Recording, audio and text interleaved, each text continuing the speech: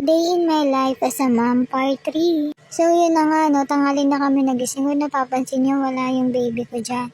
Kasi nga ito, tanan. Kasi nga ginupitan namin siya. Gawa ng 1 taon, tapos para maganda din daw yung tubo ng buhok.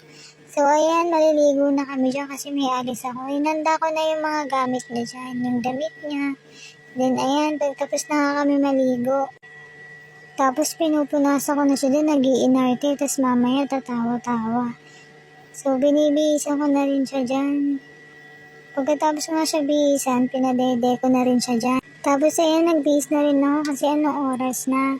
Yan, nalikan ko na siya dyan, ganigas ko na siya kasi paalis na ako. Yun na nga, nag-book na rin ako ng joyride, then paalis na kami dyan.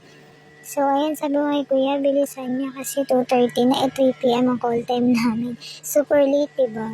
Tapos, ayun na nga, nandito na kami sa hulo. Ayan. Maling nagsando ako, mga mima, super init pala. Tapos, ayan, nakapanik na kami ng Makati. Para na ako lili pa rin sa sobrang bilis. So, yan na nga, no, malapit na kami dyan.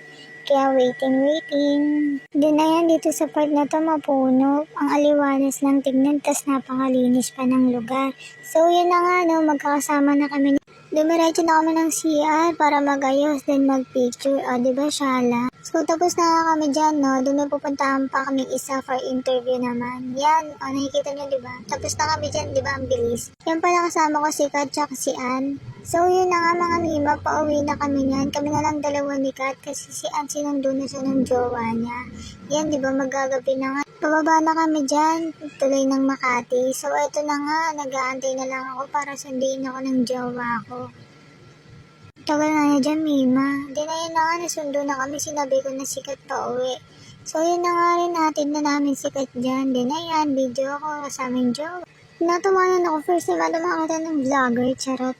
Yan na nga, pinatanggal ko na yung helmet, tawang-tawa ako kasi nakatawanan ako. Iwan ko na nga si Teo sa umiiyak, tapos mababa na kami.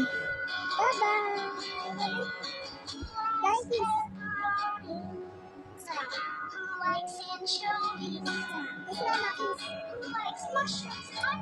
So yun na nga, no, tulog na yung baby ko.